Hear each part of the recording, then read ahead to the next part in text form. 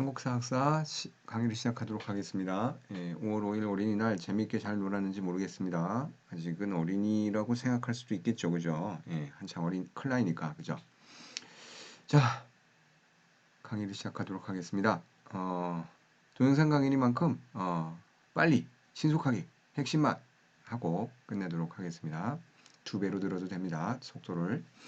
동사 찬요에 대해서 지난 시간에 하다가 말았죠. 동사 찬요에 대해서 혹시나 까먹었을까봐 조금만 더 앞서서 이야기를 하자면 오운, 우리 고장 출신인 하만의 출신인 오운이라는 사람이 편찬을 했는데 이건 기본적으로 언제 만든 거다? 양난 직후에 만든 거다 라는 것이죠. 그래서 양난 때 더군다나 의병에 참여했었고 의병에 참여하면서 느끼는 점들이 이전과는 달랐겠죠. 그래서 역사서에 어떻게 반영이 되었을까가 되게 중요한 포인트 중에 하나다라는 것이죠. 일단 조선의 양난 이후에 쓰여졌다 그래서 조선을 다룬 건 아니에요. 당대를 다룰 수는 없죠. 당대 임금에 대해서 함부로 다뤘다간 골로 갈 수가 있거든요. 그렇죠? 그렇기 때문에 여기에서 다루는 역사서도 기본적으로는 고려까지만 끝입니다. 동사라고 해서 우리나라 역사 조선까지 내가 살고 있는 역사에 대해서 다 다룬다? 그런 건 아니에요. 물론 그런 경우도 있죠. 연려실기술 같은 경우는 우리가 나중에 또 다룰 텐데 다루는 경우도 있지만 다루다가 잘못하다가 크게 당할 화를 입을 수가 있기 때문에 쉽게 다룰 수는 없는 겁니다. 동사천녀는 양난 이후에 고려사까지만 다룬 건데 그 다루는 과정에 있어서 이전의 사서와는 다른 포인트가 있다라는 것이죠. 일단 이건 무슨 채일까요? 기전체, 편년체 뭐 이런 거 있잖아요. 기사본말체 이런 거 있잖아요. 무슨 체일까요? 여기다 적지는 않았는데 두 개가 합쳐졌어요. 기전체와 그 다음에 열전이 들어가 있어서 기전체죠. 지리지가 들어가 있으니까 또 기전체라고 할 수 있죠. 기전체의 하나라고 형식이라고 할 수 있죠. 그런데 앞부분은 편년체를 썼어요. 시간 순서대로. 역사의 흐름은 시간 순서대로 쭉 편년체로 쓴 다음에 지리지와 열전을 포함시켜서 썼기 때문에 이건 어느 하나의 체로 기전체다, 편년체다라고는 할 수 없고 두 가지가 짬뽕으로 쓰여졌다라고 이야기할 수가 있겠죠. 특히나 열전 부분은 지난 시간에 얘기했던 대로 임진왜란 당시에 활약했던 사람들에 대해서 열전에 할애를 해서 서술을 했던 것이죠. 지리지는 지난 시간에도 설명했습니다만 뭐가 들어가 있다 그랬죠? 누구의 충고? 한백겸의 충고 때문에 지리지가 훨씬 더 보완이 돼서 이후에 간행이 되었다라고 이야기할 수가 있습니다. 남인계, 오운입니다. 이제 주로 북인계들이 임진왜란 당시에 의병에 참여했었는데 이 사람은 남인계라고 할 수가 있습니다. 이후에 서해 유성룡 선생이 선조에게 봉진을 해서 이런 책이 나와 있다라고 해서 활자로 간행을 한 것 같아요. 우리 책에서 보시는 것처럼 이 동사찬요 같은 경우에는 요 판본은 필사본 같기도 한데요. 아니네요. 필사본이 아니네요. 목판본이죠. 이 정도면 목판본입니다. 목판본인데 판본이 좀 몇 가지가 있어요. 그래서 몇 가지 생각해 볼 수는 있지만 기본적으로 필사본은 아니다. 목판본으로 간행을 했다. 선조에게 봉진했으니까 선조가 이건 간행해라 라고 했겠죠. 그렇죠. 그리고 지리지를 아까 얘기했던 것처럼 보충해서 재간행을 했습니다. 한백겸의 역할이 컸죠. 왜 지리지를 더 간행하라고 했을까요? 보완하라고 했을까요? 영토가 잘못됐다라는 것이죠. 영토에 대한 비정이 잘못되어 있다. 그리고 그 비정이 잘못된 중심에는 뭐가 있다? 우리 영토가 고구려 같은 경우에 저 만주 지역에 있고 평양으로 한정하는 그런 축소지향의 역사가 아니라 만주까지 확대해서 우리 영토를 보고자 했던 한백겸의 의견이 여기에 반영됐다라고 평가를 하고 있습니다. 뒤에 동국지리 이야기할 때 좀 설명을 더 하도록 하겠습니다. 그래서 지리지를 보충하여 재간행되었다. 처음에는 지리지가 그렇게 많지도 않았고 내용상 틀린 부분이 많았다. 누가 보기에 한백겸이 보기에. 그리고 열전 같은 경우에는 앞에 역사는 쭉 편년체로 썼고요. 그 다음에 열전 같은 경우에는 더 확대가 되었네. 이전의 역사서들보다. 왜냐하면 임진왜란을 겪으면서 활약했던 인물들을 더 보충하려고 했기 때문에. 그래서 이 열전은 그냥 열전이 아니라 명신록, 이름 및 뛰어난 훌륭한 신하들의 기록이라고 불리울 정도로 열전이 풍부했는데 이전의 역사서에서는 입록되지 못했던 기록되지 못했던 특히 고려사에서는 들어가지 못했던 신하들이 다수가 들어가 있다라는 것이 특징이라고 할 수가 있습니다. 열전에 대한 기준은 뭘까요? 국가 위기 시에 임난을 한번 겪었기 때문에 국가 위기를 겪었을 때 여기에서 활약하는 사람들이 누구냐가 되게 중요한 기준이라는 것이죠. 임진왜란을 겪은 것이 이 역사서를 서술하는데 중요한 기준이 되었다라는 것이죠. 지금 오른쪽에 이야기는 적은 내용은 동사찬요 의열편 열전에 들어가 있는 내용입니다. 살펴보니 옛날부터 국가의 성패는 병력의 많고 적음과 국가의 강약에 달려있는 것이 아니다. 이런 줄 알았죠. 이런 거 아닌가? 근데 그게 아니라는 거예요. 단지 사람이 쓰는 계책의 옳고 그름에 있는 것이다. 인물, 사람이 중요하다라고 이야기하고 있는 거죠. 오우는. 임진왜란을 겪어보니까 도망가는 사람들이 많더라. 그 중에서 똑똑한 사람들, 몸을 바치는 사람들 몇 사람이 모였을 때야 우리가 나라를 지킬 수 있다. 그러니까 이 사람들을 좀 높이 평가해주고 이 사람들에 대해서 같이 부여를 해줘야 되는 것이 역사가의 의무다라고 생각을 했던 것 같아요. 단지 사람이 쓰는 계책의 옳고 그름에 있는 것이다. 구천은 사람 이름입니다. 군사로 강한 오나라를 격파할 거. 이건 지난 시간에 읽었으니까 뒤에 내용은 생략하도록 하겠습니다. 아무튼 이런 사람들이 중요한 역할을 한다. 안시성 양만춘 장군 있었기 때문에 수나라가 우리나라를 고구려를 빼앗지 못했다. 인물이 중요하다라는 것을 강조하고 있으니까 이 동사찬유에서 중요한 부분 중에 하나는 바로 열전이라고 할 수 있겠죠.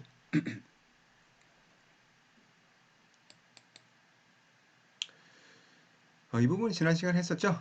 뭘 참고했는가? 서문에 보면 나와 있다 라고 이야기했었죠. 삼국사 전요와 동국통감을 활용을 해서 여기에서 미진한 부분들을 보충하고 저희가 생각했을 때 중요한 부분들을 강조하면서 새롭게 자기가 편찬했다. 찬요 자체가 모으고 요약한다라는 뜻입니다. 그러니까 기존의 역사서의 부족한 부분을 얘가 다시 채우려고 했었다라고 볼 수가 있겠죠. 예, 특히 지금 녹색, 연두색인가? 풀색으로 된 부분, 흥하고 망함의 자취가 다르고 교린의 득실을 가히 보고 경계할 수 있으니 이런 부분이 들어가 있는데요. 의리론, 어떤 평가에 있어서 굉장히 나는 조금 더 강력하게 이전의 사서와는 다르게 쓰겠다라는 것이죠. 그 기준이 흥함과 망함의 자취가 다르고 교린의 득실을 가히 보고 경계할 수 있었으니 이 내용 무슨 내용일까요? 역사의 결론은 어떤 선악이 분명한 원리 원칙에 의해서 결정된다라는 것이죠. 이분들은 오운도 포함해서 이분들은 기본적으로 성리학자입니다. 특히나 임진왜란을 겪고 양란을 겪은 이후의 살인들, 소위 말하는 살인학자들 같은 경우에는 명분에 의해서 움직이는 경우가 굉장히 많았습니다. 세상을 움직이는 세상의 기준이라는 것이 명분이었고 그 명분에 의해서 역사가 흘러가고 평가된다라고 생각을 했습니다. 따라서 흥하고 망함 그리고 사대교린의 원칙은 반드시 지켜야 되는 것이고 그 원칙을 지키는 선에서 역사가 서술되어야 된다라고 판단을 했던 것이죠. 그런데 여기에서 오운의 동사찬요는 그치는 것이 아니라 아까 이야기했던 것처럼 단순하게 중국 것을 그대로 받아들이고 살림의 판단 기준, 의에 따라서 큰 나라를 섬기고 이런 것에서 그치는 것이 아니라 우리나라는 그러나 영토가 중국과는 다르고 그 영토가 역사적으로 봤을 때 한반도에 한정되지 않고 만주까지 퍼져나갔다라는 것이 들어가면서 단순히 사림학자들 그리고 서인학자들 나중에 서인이 되죠. 서인에 합쳐지죠. 남인들이. 이 서인학자들이 가지고 있는 역사의식의 한계를 점차적으로 극복하고 있었다라는 측면에서 중요한 측면이 있습니다. 자, 기본적으로 이 사람들은 성리학자들이었기 때문에 명분이 중요했었기 때문에 그러면 여기에서 우리나라의 역사에 있어서 고려 시대의 무인 정권을 어떻게 판단하고 있었을까에 대해서도 살펴볼 필요가 있습니다. 이 무인 정권기를 어떻게 보느냐가 이 사람들의 역사를 보는 특징적인 부분을 보여준다라고 할 수 있겠죠. 일단 무인 정권은 기본적으로 있어서는 안 되는 거예요. 왜냐하면 아무리 차별을 하더라도 왕은 왕이니까 얘네들을 물러나게 해서는 안 된다. 쫓아내서는 안 된다라는 것이죠. 왕을 쫓아내서는 기존 정권을 쫓아내서는 안 되는 거죠. 순종해야 되는 거예요. 그런데 무신 정권은 어땠죠? 쫓아냈죠. 문신들이 자기들을 차별한다라고 해서 쫓아낸 거죠. 그러니까 무신 정권 자체는 이 성리학자 오온이 보기에는 도저히 얘네들은 용서할 수가 없는, 그리고 뭐라고 평가할 수가 없는 반역이에요. 반역자들이에요. 기본적으로 봤을 때.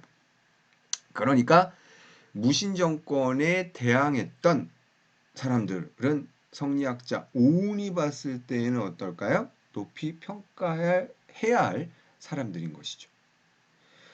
1170년에 무신정변이 일어났어요. 정중부 이의방 이런 사람들이 의정을 시해하고 문신을 죽이고 무신정권을 세웠단 말이에요. 이들을 토벌하는, 이들을 반대하는 사람들 조이총 이 사람은 어떻게 평가할까요? 대단한 사람인 것이죠. 무신정권에 반발한 동기로서 충분한 의의가 있다라고 평가를 했던 것이죠. 또 정대승은 정중부를 죽이고 정중부 이방인 의종 죽이고 문신을 죽이고 무신정권을 세우는데 얘네들을 죽이고 무신정권 최초의 권력자들을 시해한 것은 경대승 같은 경우는 어떻게 평가를 할까요? 높이 평가를 해야 되겠죠. 긍정적으로 평가를 해야 되겠죠. 그렇죠. 고려사에서 무신정권기를 모두 역적으로 인식한 거가 같은 그런 맥락이긴 합니다만 조금 더 확실하게 무신정권기 역적, 그러나 여기에 반대하는 애들도 더 높이 평가했다라는 측면에서 플러스 더 들어갔다는 측면에서 우리 오운의 동사천년은 조금 더 진일보한 그리고 색깔을 더 드러낸 그런 역사서라고 할 수가 있겠습니다. 그리고 보통의 경우에는 이제 사람이 죽었을 땐 졸했다라는 표현을 쓰거든요. 죽을 사자는 의미가 되게 부정적인 거예요. 그래서 사로 쓰거나 혹은 졸로 쓰거나 둘 중에 하나로 쓰는 것에 의미 부여, 그 사람이 어떤 평가를 받는지를 우리가 이야기할 수가 있는데 오운 같은 경우에는 동사천유에서 정중부를 제거하고자 했던 경대승 같은 경우는 어떻게 평가를 했을까요? 졸. 임금 같은 경우에는 또 다른 용어를 씁니다. 뭐 알 필요는 없지만 흉이라는 씁니다. 흉. 예. 그러나 여기에서 오은 같은 경우에는 정중부를 제거하고자 했던 그러니까 정권에 반대하고자 했던 무신 정권을 무너뜨리려 했던 사람을 높이 평가한 것이죠. 죽을 사자가 아닌 죽다 쫄게 할 때 졸자입니다. 그 졸로 죽음을 묘사하고 있습니다. 그만큼 높이 평가한 것이겠죠. 동사천요에 나타난 외교도 살펴볼 필요가 있습니다. 왜냐하면 기본적으로 지리지에서 우리의 영토를 북방까지 만주까지 넓혀서 생각을 했잖아요. 이건 중국과의 역사와도 관련이 부딪힐 수밖에 없는 문제니까 이거 좀 민감한 문제인데 라고 하지만 기본적으로는 이 사람들은 성리학자였습니다. 사대 교린에 충실한 성리학자였습니다. 따라서 동사찬요 범예 책을 이렇게 쓰겠다라고 하는 책 앞부분에 있는 서문에 해당되는 겁니다. 거기에서 사대와 교린 그리고 조빈과 왕래한 것은 반드시 시록하였다. 조선 고려 말에 이르러 송, 요, 금, 원고 등을 아울러 성격 끊어지기도 하고 화합하기도 하였으니 그 일마다 기록하였다. 라고 적고 있습니다. 외교에 대해서 모든 것을 다 적고 있다라는 것이죠. 그리고 사대와 교린의 원칙을 저버리지 않았다라는 것입니다. 성리학자니까. 그러나 기본적으로 우리나라를 쳐들어오는데 그때도 사대할 수 있나? 아니죠. 우리나라를 쳐들어오는 고구려 당시에 쳐들어오든 고려 당시에 쳐들어오든 어쨌든 우리나라를 쳐들어오는데 그때도 사대하면서 우리나라가 잘못한 거라고 하면 되겠어요? 안 되겠어요? 안 되는 거죠.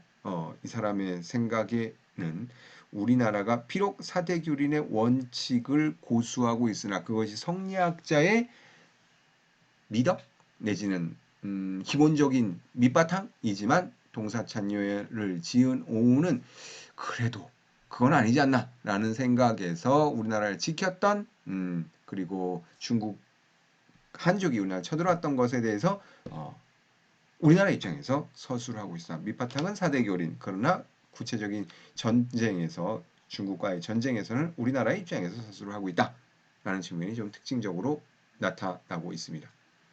특히 국가의 위기에 절의를 보이거나 무공을 세운 자들에 대해서 특별한 관심을 보이고 있습니다. 이전의 사서보다도 훨씬 더 양이 늘어났고 그 다음에 추가된 부분이 있다라는 것이죠. 특히 안시성주, 양만춘은 고구려의 의열인으로 대접을 하고 있습니다.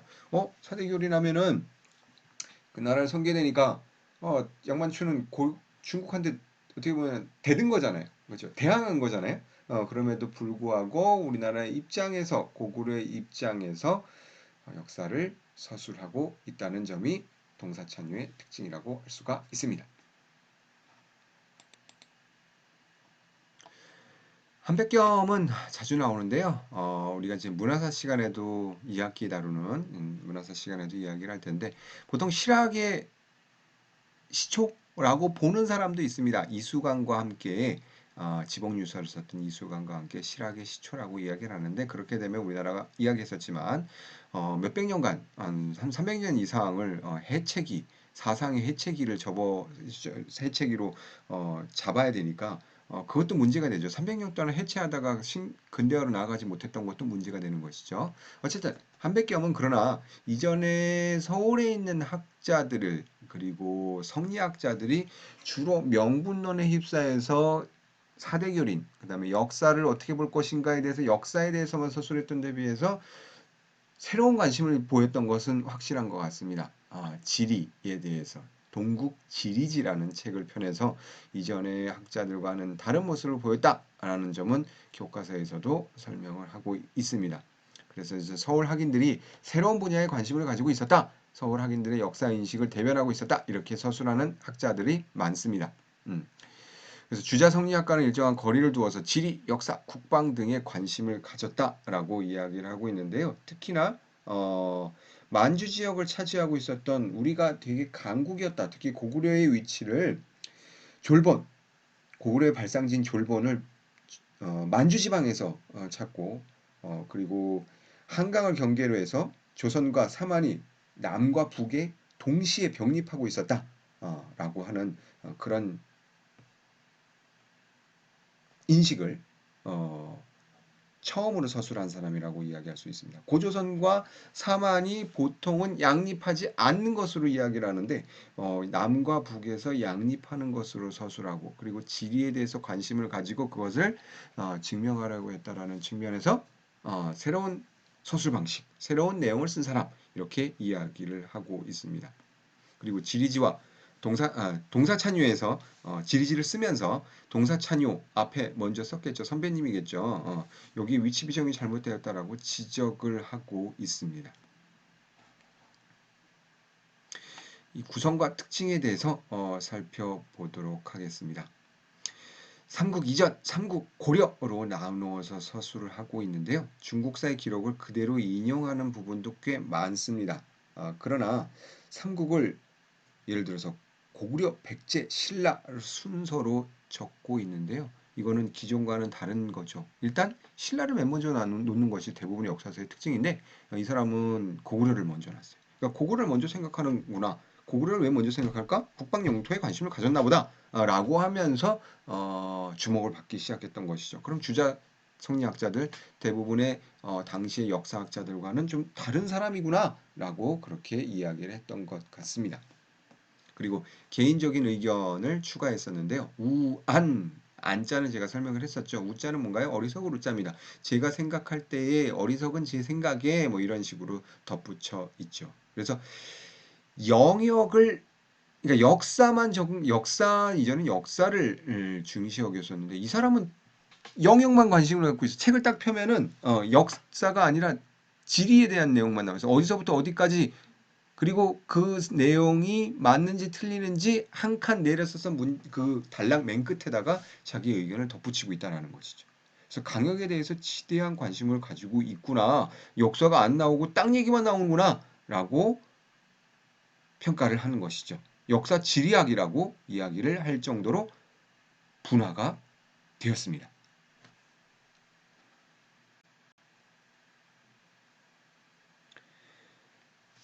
특히나 전쟁을 겪었기 때문에 전쟁의 충격과 새로운 적이 출현할 가능성에 있는 북방에 대해서 지리적으로 관심을 표명하고 있다라는 것이죠. 또 쳐들어올 수 있다. 라는 인식을 그리고 국방을 하기 위해서 지리에 대한 인식을 명확히 할 필요가 있겠다라고 한백겸은 주장을 하고 있었던 것입니다. 그래서 책 열면 지리 얘기입니다. 그러니까 지리 얘기밖에 없어요. 그리고 국방을 어떻게 할 것인가 그 관점도 적으로 어떻게 막을 것인가 적의 위치를 어떻게 비정할 것인가 우리의 영토를 어떻게 확실하게 지킬 것인가 이런 관점에서 쓰여지고 있다는 것이죠. 북방 오랑캐의 역사적 기원과 변천을 덧붙여서 언급을 하고 있습니다. 그리고 그 관점은 역시나 우리를 어떻게 지킬 것인가에 중점을 두고 있다는 것입니다. 그리고 우리나라의 역사를 이원적으로 인식하고 있습니다. 쭉쭉 단군조선으로부터 내려와서 쭉쭉쭉쭉 어디로 갈까요? 발해. 그리고 마한진한 변환에서 어디로 가? 신라에서 고려 조선으로 가는 발해를 집어넣었단 말이지. 북방의 역사를 고구려에서 발해로 넘어가는 것을 발해가 신라로 고구려가 신라로 흡수됐고 거기서 발해는 우리 역사가 아닌 것으로 인식하는 다른 역사사와는 다르게 동국지리에서는 지리지에서는 발해를 우리나라의 역사로 포함을 시키고 있다. 되게 새로운 시각인 것이죠. 그렇죠? 예.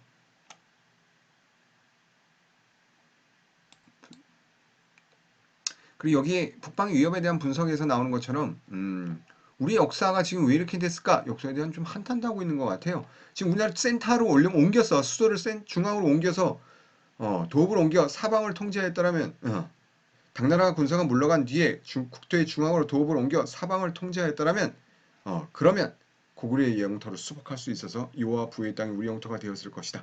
라고 이야기를 하고 있는. 그러니까 영토에 대한 관심이 그냥 땅이 어디까지였을까? 이게 아니라 우리나라가 조금 더 확장해 나갈 수 있었을 텐데 이런 인식으로 발전하고 있다는 것이죠.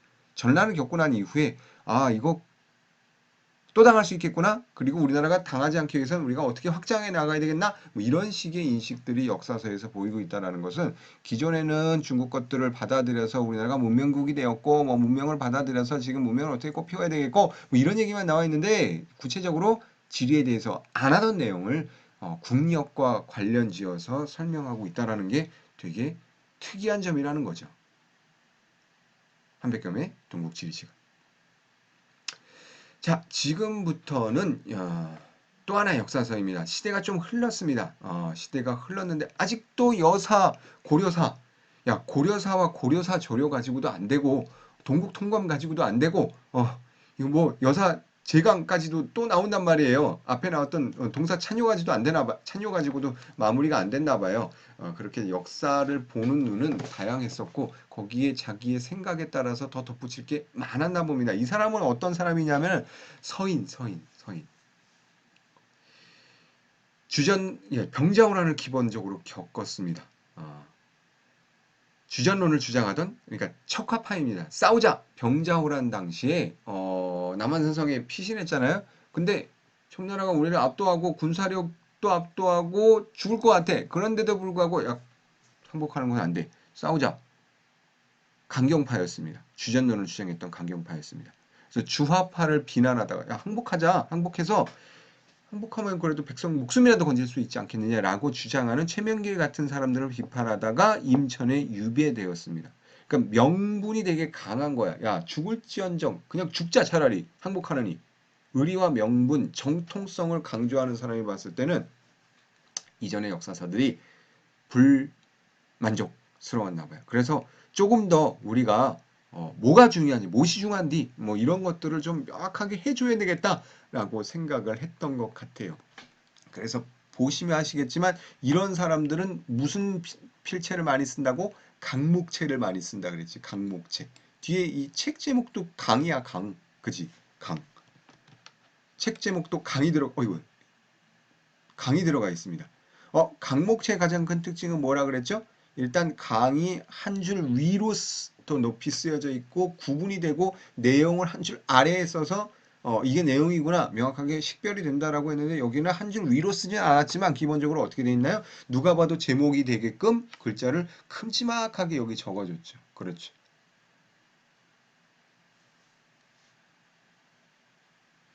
의리와 명분, 정통성을 강조하는 데는 강목체만큼 좋은 것은 없습니다. 요 강자가 들어가 있습니다. 제목 맨 끝에요. 국사에 한국사라지만 여기 고려사죠. 법통과 체계 확립을 목표로 했다. 예, 법통과 무엇이 뼈고 기둥인지 체계를 확립해서 이제는 더 이상 이런 치욕을 당하지 않고 그리고 사이비들이 나와서 이게 중요하다 저게 중요하다 하는 것을 나는 새로 완전히 다 써버리겠다. 내가 기준이다라고 아주 나밖에 모르는 사람들이지 어떻게 보면 자존감이 되게 높았던 사람이라고 할 수 있습니다. 그래야만 지금 양난으로 흐트러진 사회 질서를 확립할 수 있다라고 생각을 했어요.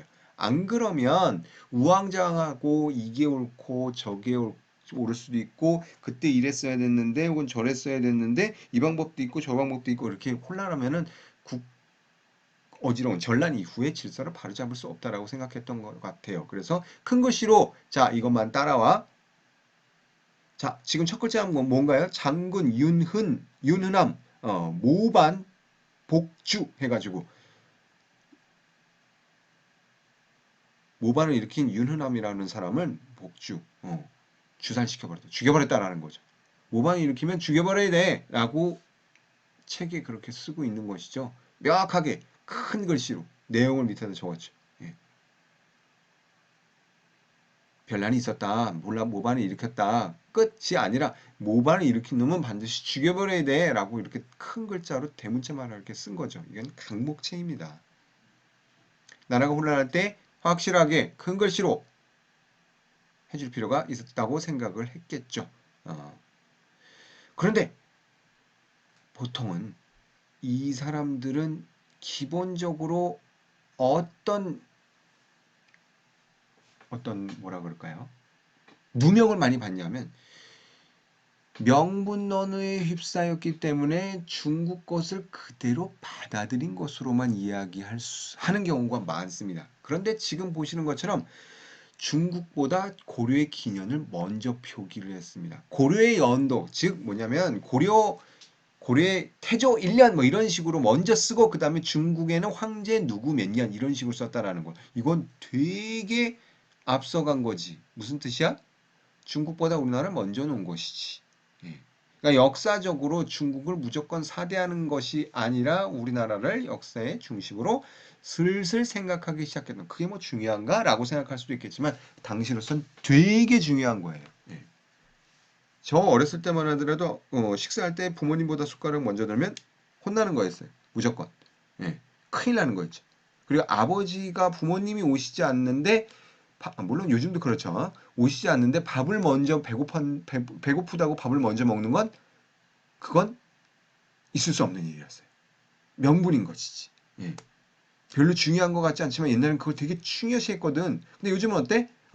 애가 먼저 배고프다 그러면 애가 뭐 배고프면 그냥 먼저 먹을 수도 있지 뭐 먼저 먹으라 그래 그러잖아요. 그죠? 옛날에 그런 게 있을 수가 없어서 어디 감히 이것도 마찬가지야. 연도를 앞에다 쓴다는 거는 오늘날과는 상상도 할 수 없을 정도로 되게 중요한 의미를 갖고 있었어.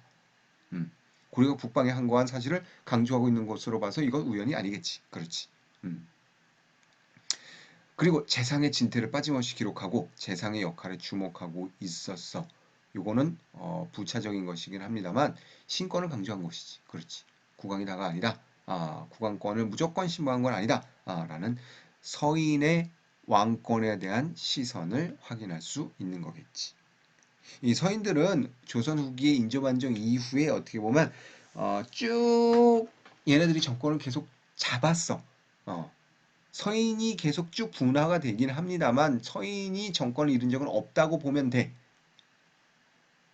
그러니까 이 사람들이 왕권을 어떻게 바라봤는지 중국을 어떻게 바라봤는지 어떻게 보면 이 유계의 여사제강에서 명확하게 드러내고 있는 것이지. 성리학이 충실한 사람이야. 그러니까 더 충격적일 수 있겠지. 중국을 더 앞에 내세워야 되는 거 아니냐? 척화 강경론자에서 오랑캐하고는 죽을지언정 끝까지 싸워야 된다. 라고 명분이 더 중요하다라고 이야기를 했었던 것이지. 북벌론과 존주론을 고수했어요. 북벌론이라는 건 뭐냐면 목적을 쳐야 된다라는 것이죠. 병자호란때 수몰 당했으니까 오랑캐한테 수몰 당했으니까 얘네를 한번 치지 않고는 우리가 그대로 가만히 물러나 있을 수는 없다라는 것이죠. 근데 실질적으로 가능했을까? 전쟁을 겪었는데 내가 봤을 땐 불가능한 일인데도 불구하고 명분론에 휩싸인 것이지. 예를 들면 뭐 입시를 보는데 예를 들어서 공부도 하나도 안 하다가 나는 서울대 하버드 대학을 갈 거야. 서울대를 갈 거야. 라고 하면 실질적으로 공부를 해야 되잖아. 성적이 나와야 되잖아. 그래야 가는 거잖아. 근데 성적도 안 나오는데 서울대 간다, 하버드 대학 간다라고 하면 영어도 못하는데 하버드 대학 간다라고 하면 그거는 명분론이지. 실질적으로 영어도 하고 SAT 점수 잘 나오고 서울대 가려면 수능 점수 잘 나오거나 아니면 뭐 스펙이 좋거나 뭐 이런 것들이 있어야 되는데 그런 게 없음에도 불구하고 난 서울대 갈 거야, 하버드 대학 갈 거야 라고 한다면 그건 명분론이지. 명분론. 그런 의미에서 당시에 우리나라가 북벌을 할 수 있는 능력이 있었을까? 군사력이 강했을까? 그렇진 않지. 내가 봤을 땐 군사력이 그렇게 강하지 않아. 전쟁에서도 이미 졌고 전쟁에서 두드려 맞았고 두드려 맞은 이후에 조공도 바치면서 국력이 쇠잔해질 대로 쇠잔해진 상황에서 언제 한번 북을 치겠다라고 하는 것은 정말 명분론의 명분론인 것이지. 갈 수 없는 대학이야. 실력이 안 돼. 그럼에도 불구하고 국본을 주장했다라는 것은 이 사람들이 얼마나 명분에 휩싸인 사람들이었을까를 보여주는 것이지. 그런데 이 사람들 사이에서도 조금씩 나아지는 부분들이 있었다. 아까 그 부분이 뭐라 그랬지? 역사서에서 확인되는 것이 무조건 중국을 앞에 놓지 않는다라는 중국의 기념을 앞에다 놨잖아. 그렇지. 그리고 고려가 북방에 항거한 사실들을 강조하고 있어. 그 당시 북방에 있던 사람들은 왜 저기 오랑캐들도 있었지만 중국 한족이기도 해. 예. 이 상황 속에 고구려도 포함이 돼 있고 그러니까 이 사람들의 인식이 북벌론에서 볼 수 있듯이 아직 완벽하게 벗어난 건 아니야. 그리고 존주론이라는 것은 주 한족을 존중, 리스펙한다라는 거야. 이런 존중을 고수하고 있어서 아직까지 세상 제대로 볼 줄 모르는 그런 어떻게 보면은 제대로 된 학자들은 아니지만 오늘날의 관점에서 점차 벗어나고 있는 점들이 보이고 있다라는 것이지. 그러면서 이 사람들은 호란 이후에 병자호란 이후에 농공행상과 상을 줘야 될 거 아니야. 병자호란 때 공을 세운 사람들 상을 줘야지. 상 안 주면 어떻게 돼? 훈장 안 주면 어떻게 돼?